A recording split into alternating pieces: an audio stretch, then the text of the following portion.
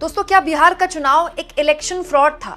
एक ऐसा फ्रॉड जिसमें न केवल गुप्त बल्कि खुले तौर पर चुनाव आयोग और बीजेपी का एक ऐसा साझा सहयोग देखने को मिला जो आज से पहले देश के किसी भी चुनाव में नहीं देखने को मिला था। देखिए, बिहार इलेक्शन को लेकर बहुत सी बातें बोली जा चुकी हैं, मैं उसको रिपीट नहीं करूंगी, लेकिन आज मैं इस वीडियो में आपको बताने वाली हूं कि ध्रुव राठी ने बिहार के इलेक्शन को क्यों फ्रॉड बता दिया है और इसको लेकर वो कौन से 6 रीजंस हैं जो ध्रुव राठी बकायदा अपनी वीडियो में देते हैं।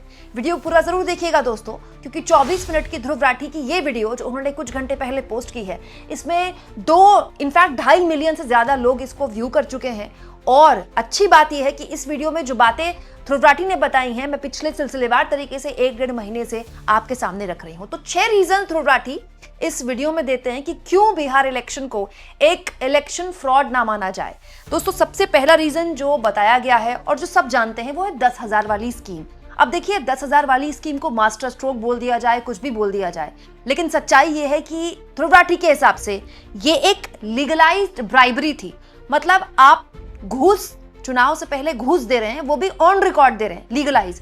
सब जानते हैं दोस्तों कि चुनाव से पूर्व इस तरह का ऐलान भी नहीं किया जा सकता, लेकिन यहां तो उल्टा हो रहा था। न केवल ऐलान हो गया बल्कि वोटिंग जिस दिन हो रही थी उसके 2-2 दिन पहले तक महिलाओं के खातों में पैसे आ रहे थे। न केवल पैसा दिया गया बल्कि ये वादा भी दिया गया कि अभी 10 दे रहे हैं, सरकार बन गई तो आगे और देंगे। तो ये एक मतलब साइकोलॉजिकली महिलाओं को आप ये बता रहे हैं कि ये जो मिला है ये काफी नहीं, अभी आगे और मिलेगा। तो आप एक पूरे समूह को खुलेआम पैसा बांट रहे हैं। और दोस्तों, ये हो ही नहीं सकता अगर चुनाव आयोग ये होने देता तो।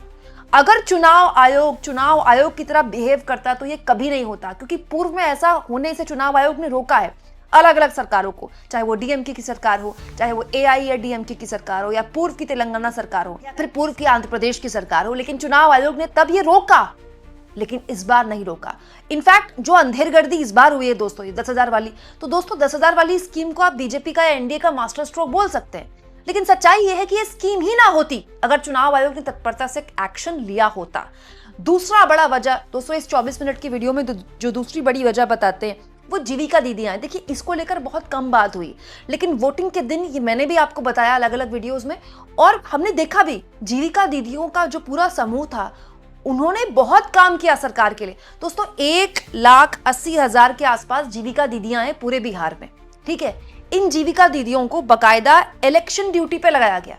अब आप सोचिए, जो जीविका दीदियां सरकार के पेरोल पर हैं, जिनको 10-10 हजार रुपए दिए गए ऑन रिकॉर्ड, उनको आप इलेक्शन ड्यूटी पर लगा रहे हैं, तो वो किसके लिए काम करेंगे?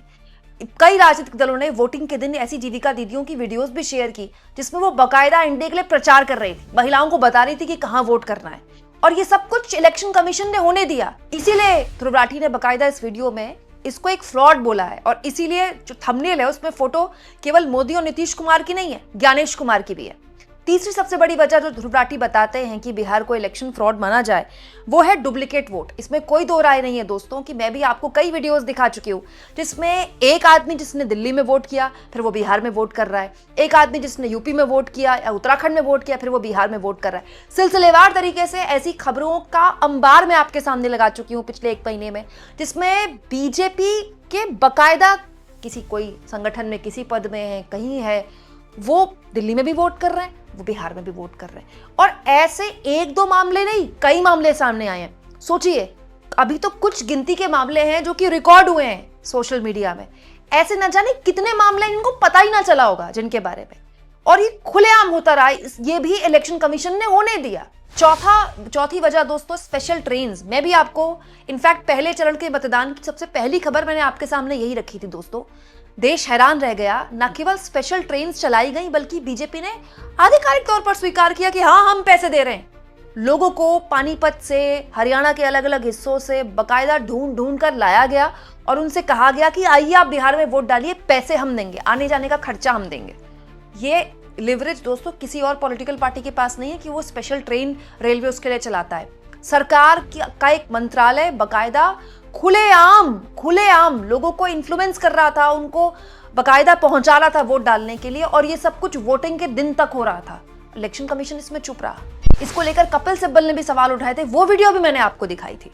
इसके बाद जो रीजन जिसको बिहार को इलेक्शन स्कैम मानते हैं ध्रुव राठी, वो है पोलिंग बूथ में सीसीटीवी। दोस्तों ये एक ऐसा मामला है जिसको लेकर अजीबोगरीब तथ्य दिए थे ज्ञानेश कुमार ने। और ज्ञानेश कुमार ने प्रेस कॉन्फ्रेंस में कहा था कि क्या हम अपनी माताओं और बहनों की जो वीडियो है उनको पब्लिकली मतलब उनकी प्राइवेसी को हैम्पर कर दें, उनकी वीडियो शेयर कर दें, जबकि खुद इलेक्शन कमीशन वोटिंग के दिन केवल माताओं बहनों की फोटो पोस्ट करता है कि पोलिंग बूथ पर माताओं बहनों की लाइन लगी है। खुद तो इलेक्शन कमीशन माताओं बहनों की फोटो पोस्ट करता है, लेकिन पोलिंग बूथ की जो सीसीटीवी फुटेज है उसको लेकर जो सीक्रेसी चुनाव आयोग ने बरती है और उस सीक्रेसी का जो जवाब जिस तरह का अजीबोगरीब दिया है वो मतलब उसमें कोई तर्क नहीं है। महमूद पराचा इसको लेकर बाकायदा कोर्ट भी गए, लेकिन फिर भी उनको सीसीटीवी फुटेज नहीं मिली। बाद में सीसीटीवी फुटेज को लेकर चुनाव आयोग ने अपने नियम ही बदल दिए। इसके अलावा दोस्तों जो एक बड़ी वजह बताते हैं ध्रुव राठी, जो उनके हिसाब से बिहार में इतनी बड़ी मतलब जीत की वजह बनी, वो है एसआईआर। दोस्तों एसआईआर में बहुत बड़े लेवल पर लोगों का वोट डिलीट हुआ, लोगों का वोट ऐड भी हुआ और डिलीट भी हुआ। एसआईआर के बाद ये पहला चुनाव था जिसमें पता चला कि कितने बड़े लेवल पर वोट काटे जा सकते हैं। इससे पूर्व में मैं आपको एक खबर भी दिखा चुकी हूँ दोस्तों कि बैलेट पेपर को लेकर आरजेडी ने बाकायदा एक आंकड़ा भी शेयर किया था कि जहां जहां उनके वोट अमान्य करार दिए गए बैलेट पेपर के, वहां वहां उनके छोटे अंतर से हार हो गई। तो दो अलग अलग बातें हैं ये, एसआईआर में जिस तरह से वोट काटे गए और बैलेट पेपर के वोट अमान्य कर दिए गए, लेकिन दोनों एक ही और इशारा करते हैं, वो ये है कि महागठबंधन को कैसे कमजोर किया जाए, महागठबंधन को हराया जाए। और ये जो एसआईआर है तो बाद में हुआ है बिहार इलेक्शन में। महाराष्ट्र इलेक्शन के बाद तो चुनाव आयोग पर लगातार आरोप लगाकर प्रेस कॉन्फ्रेंस भी कर चुके हैं राहुल गांधी और संपादकीय भी लिख चुके हैं कि महाराष्ट्र में चुन चुनकर ऐसी असेंबलीज में, ऐसी जगहों में बाकायदा विपक्ष के वोट काटे गए, संस्थागत तरीके से काटे गए, जहां पर विपक्ष ने बहुत अच्छा किया था लोकसभा चुनाव में। दोस्तों राहुल गांधी ने ये भी कहा था कि क्योंकि वो मतलब छुप के होने वाली बात थी, हमने पकड़ लिया, इसीलिए फिर उन्होंने एसआईआर ये लेकर आए हैं। और एसआईआर के बाद जो कुछ भी देश में हो रहा है मुझे आपको बताने की जरूरत नहीं है। तो बहुत सारे लोग ये भी कहते हैं कि इलेक्शन कमीशन के खिलाफ सुप्रीम कोर्ट क्यों नहीं जाता है विपक्ष। हालांकि सुप्रीम कोर्ट गया हुआ है एसआईआर के खिलाफ, लेकिन उसका फायदा क्या है। दोस्तों बिहार के एसआईआर पर अभी भी सुप्रीम कोर्ट में सुनवाई हो रही है, जानते हैं ना आप। और बिहार में इलेक्शन निपट भी लिया, नई सरकार भी बन गई। तो ये मैं हमेशा से कहती रही हूँ कि लोकतंत्र के जो फैसले हैं ना वो जनता के बीच होते हैं, वो उस कोर्ट कचहरियों में नहीं हो सकते, पॉसिबल नहीं है ये। हाँ पॉलिटिकल पार्टीज जा रही हैं कोर्ट, ये उनका दायित्व है, उनको जाना चाहिए, वो अपनी जनता को दिखाने के लिए भी जाती हैं कि देखिए हम कोर्ट का दरवाजा भी खटखटाते हैं। लेकिन एंड ऑफ द डे ये जो पूरा का पूरा एक मामला है ये जनता की अदालत में ही तय होगा, उसके अलावा पॉलिटिकल पार्टीज के पास कोई विकल्प नहीं है। लेकिन दोस्तों इसी मामले में एक पेच और भी है, वो ये है कि आप इलेक्शन कमीशन को लेकर अगर कोर्ट जाते हैं तो इलेक्शन कमिश्नर्स के खिलाफ तो कोई कार्रवाई हो ही नहीं सकती। मौजूदा सरकार कुछ साल पहले गुपचुप तरीके से इसको लेकर बकायदा नए कानून भी ला चुकी है। तो इलेक्शन कमिश्नर चाहे ज्ञानेश कुमार हो या फिर राजीव कुमार, उनके खिलाफ कोई कार्रवाई हो ही नहीं सकती क्योंकि सरकार ने उनको ये संरक्षण दे दिया है। तो विपक्ष के पास अब विकल्प क्या बचता है?